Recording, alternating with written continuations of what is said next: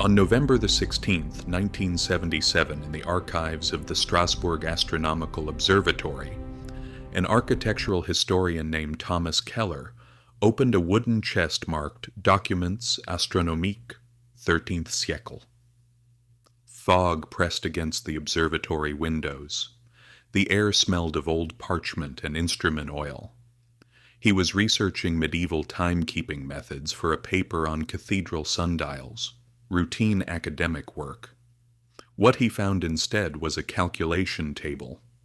The document, dated 1284, showed a series of measurements in degrees and arc minutes.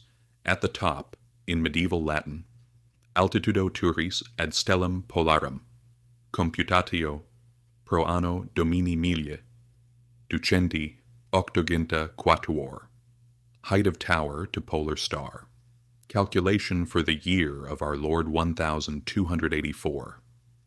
The table listed star positions, elevation angles, and corresponding measurements in cubits. Beside each star angle, a specific tower height. The calculations were precise, extending to fractions of degrees, 22.5 degrees, 45 degrees, 67.5 degrees. Perfect divisions of 90 degrees by powers of 2. At the bottom of the page, in different ink, Altitudo finalis, 142 cubits, verificatum per observationem nocturnum. Final height, 142 cubits, verified by nocturnal observation. Keller checked the Strasbourg Cathedral records. The North Tower, constructed 1284 to 1439, reached exactly 142 meters, a measurement that, when converted from medieval cubits, matched the astronomical calculation precisely. He photographed the document. The photograph remains in the observatory archives. The original was returned to the chest. No architectural history mentions it. History remembers progress but forgets what it replaced. By the spring of 1979, Keller had discovered similar documents in 3 other archives. Rain drummed on the slate roof of Notre Dame de Paris as he examined construction records from 1163. Among mundane entries about stone deliveries at worker payments, a single line stood out: Magister calculat altitudinem per stellas, octoginta novem cubits secundum canopum. Master calculates height by stars, 89 cubits according to Canopus. Canopus. The second brightest star in the night sky, visible from Paris in the 12th century during specific seasons.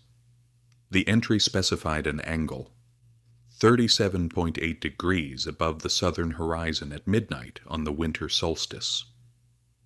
Modern astronomical calculations confirm. From Paris, latitude 48.8 degrees north. In the year 1163, Canopus would have appeared at exactly 37.8 degrees elevation at the specified date and time. The correlation was not approximate, it was exact. Yet no architectural treatise from the period mentions using stellar observations for structural design. No mason's handbook describes the technique. No builder's contract references astronomical calculations. The knowledge existed. The documentation does not. In Vienna, on a cold morning in February 1981, an astronomer examining medieval star charts discovered annotations that changed everything. Frost coated the windows of the Austrian National Library. The charts, created between 1220 and 1250, showed standard celestial observations, positions of stars, planetary movements, lunar phases, but in the margins, tower heights. Beside Polaris at 48.2 degrees elevation, term 96 Ellen. Beside Arcturus at 63.4 degrees elevation, term 100 to 28 Ellen. Beside Vega at 78.9 degrees elevation, term 176 Ellen. The numbers followed a doubling pattern. 96, 128, 176, ratios of 3 to 4 and 4 to 5.5, geometric progressions found throughout Gothic architecture. The astronomer cross-referenced the measurements with surviving Gothic structures in Vienna. St. Stephen's Cathedral, South Tower, 136 meters. Construction begun 1230. The height matched the stellar calculation for Arcturus at 63.4 degrees within 2% margin of error. His report, submitted to the Austrian Academy of Sciences in 1982, concluded, medieval builders appear to have used stellar elevation angles as architectural determinants. The relationship between celestial geometry and structural proportions suggests a systematic methodology. The report was published in an obscure journal. It received 3 citations. Across Europe, the pattern began to reveal itself. In Cologne, blueprints from 1248 included notations beside spire height specifications. Secundum Sirius altitudinem, according to Sirius's height. In Chartres, a mason's notebook from 1194 contained star charts with building measurements overlaid. In Salisbury, a letter from 1220 mentioned setting the tower height by the navigation stars. Navigation stars, Polaris, Arcturus, Vega, Canopus, stars used by sailors to determine latitude, direction, position. Medieval architects used them to determine how high to build. Heat shimmered above Chartres in the summer of 1985, when a researcher discovered the most comprehensive evidence yet. In the cathedral's library, tucked inside a Bible dated 1260, were loose parchment sheets covered in calculations. The calculation showed star elevation angle times conversion factor equals tower height in cubits. The conversion factor varied by latitude. At 48 degrees north, Chartres, multiply by 2.97. At 45 degrees north, Bordeaux, multiply by 3.14. At 52 degrees north, Cologne, multiply by 2.73. The factors corresponded to trigonometric functions, specifically tangent and cotangent relationships, that would not be formally codified until the 15th century. Yet here they were, in use in the 13th century, applied to architecture. The parchment included a worked example. Stella Arcturus at 64 degrees superhorizontum. 64 times 2.97 equals 190.08 cubits. Turris ergo 190 cubits. Star Arcturus at 64 degrees above horizon. 64 times 2.97 equals 190.08 cubits. Therefore, tower 190 cubits. The calculation was dated 1227. The Chartres North Tower, constructed beginning that year, reaches 189.5 cubits when measured in medieval units.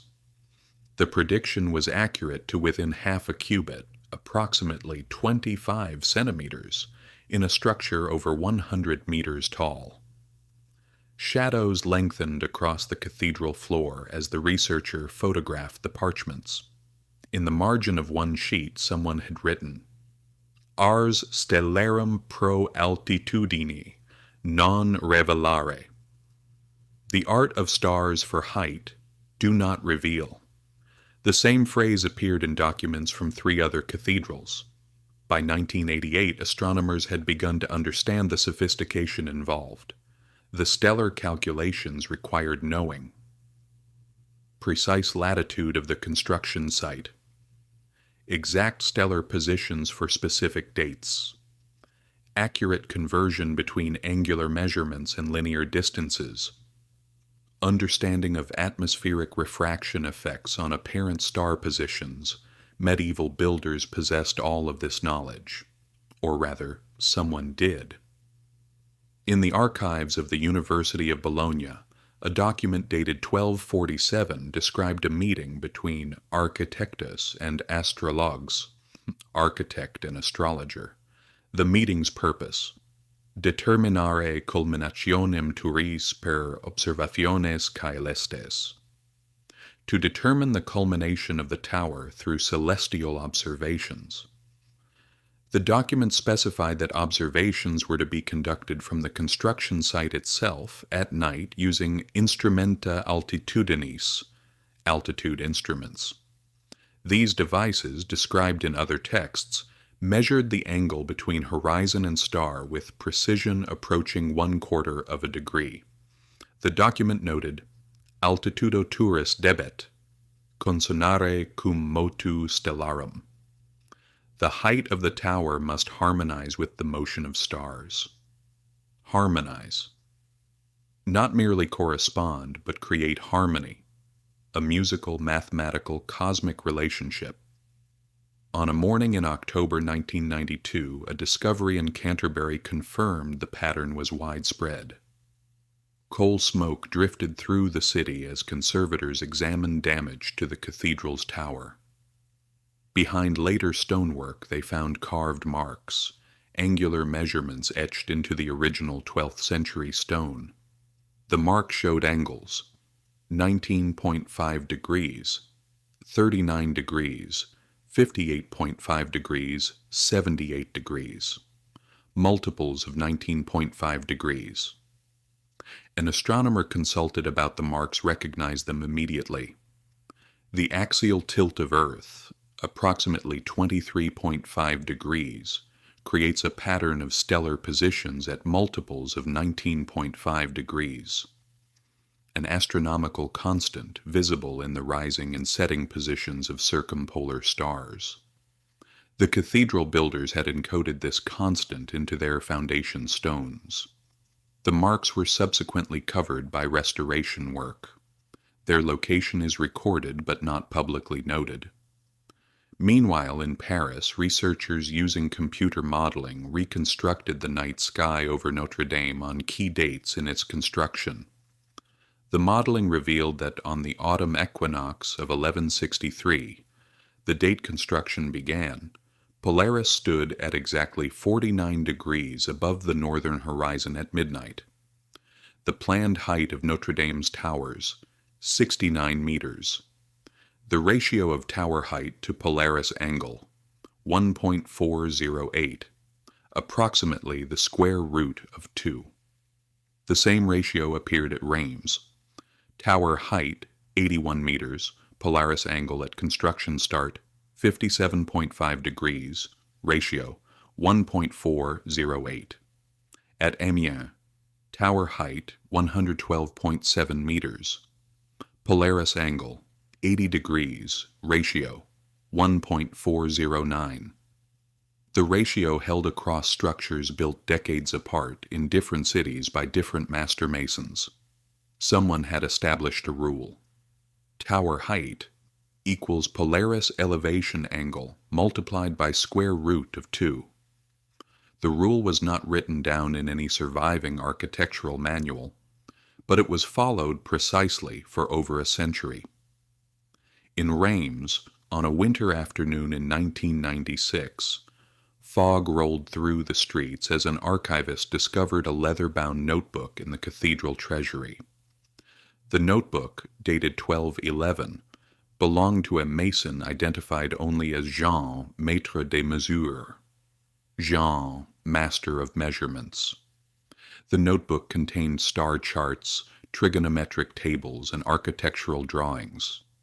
One page showed a spire with annotations at different heights. Beside each height, a star name and angle.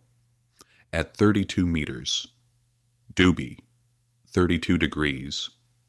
At 64 meters, Polaris, 48 degrees.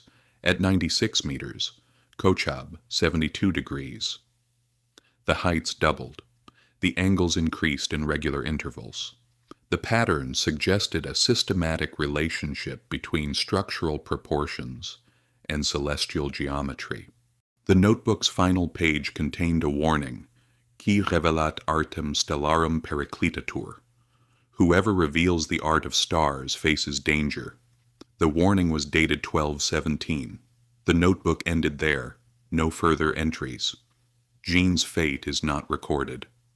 By 2003, satellite positioning technology had advanced enough to measure cathedral alignments with centimeter precision. When applied to Gothic structures across France, Germany, and England, the measurements revealed something astronomers had long suspected. Many spires aligned with stellar azimuths, the compass directions where specific stars rose or set on significant dates. Chartres, North Tower, aligned 3.2 degrees east of north, the azimuth where Polaris would appear to circle in its nightly rotation. Strasbourg Spire, aligned 47.5 degrees east of north, the azimuth where Sirius rose on winter solstice, 1277. Cologne Cathedral, if completed as planned, would have aligned 19.5 degrees west of north, the azimuth where Vega set on summer solstice. The alignments were not approximate, they were precise to within 1 degree, accuracy requiring careful measurement and astronomical knowledge. In a paper published in 2006, researchers concluded, Gothic cathedral spire heights and orientations encode astronomical data specific to their construction dates and locations.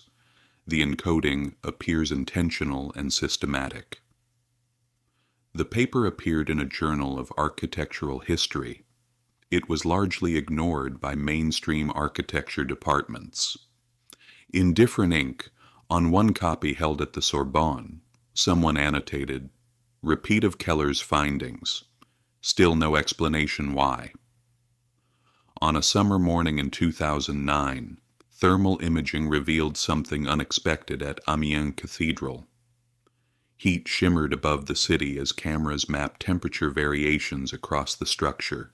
The spire showed a curious pattern, thermal variations at specific heights, 32 meters, 64 meters, 96 meters, the same doubling sequence found in stellar calculation documents. The variations were subtle, 0.3 degrees Celsius differences, but consistent and repeating. Modern engineers note that thermal patterns in stone structures typically reflect sun exposure, interior heating, or structural density variations. But these variations corresponded precisely to the height specified in astronomical calculations from the 13th century, as if the stone itself remembered the stellar geometry that determined its proportions. In 2012, a researcher examining Villard de Honnecourt's famous 13th century sketchbook noticed something overlooked by previous scholars. Dust moved through lamplight in the Bibliothèque Nationale reading room. On a page showing a cathedral tower, tiny marks appeared in the margin, barely visible without magnification. The marks were star symbols, beside each symbol, a number. When the numbers were plotted against the tower drawing, they corresponded to specific heights. When cross-referenced with astronomical tables, the numbers matched stellar elevation angles for bright stars visible from northern France in the 1230s. Villard had encoded astronomical data into his architectural sketches, but he had hidden it, making the marks so small that only someone who knew to look would find them. The discovery was published in an art history journal. The astronomical significance was noted in a footnote. By 2015, computer analysis of Gothic spire proportions revealed mathematical relationships too precise to be accidental. The ratio of base width to height averaged 1 to 7.2 across 17 major cathedrals. This ratio, when converted to angular measurement, equals approximately 7.9 degrees. The angular diameter of the moon as seen from Earth, the moon, another celestial body, another astronomical constant encoded in stone. Researchers noted, either Gothic builders independently arrived at nearly identical proportions through aesthetic preference, or they followed a common mathematical rule derived from astronomical observation. The aesthetic preference explanation strained credibility. The proportions were too exact, too consistent, appearing in structures built by different masons in different regions over 150 years.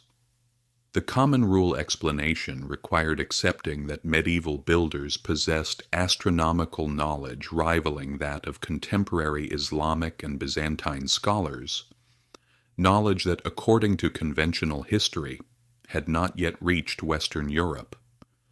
In archives across Europe, fragments of this knowledge persisted.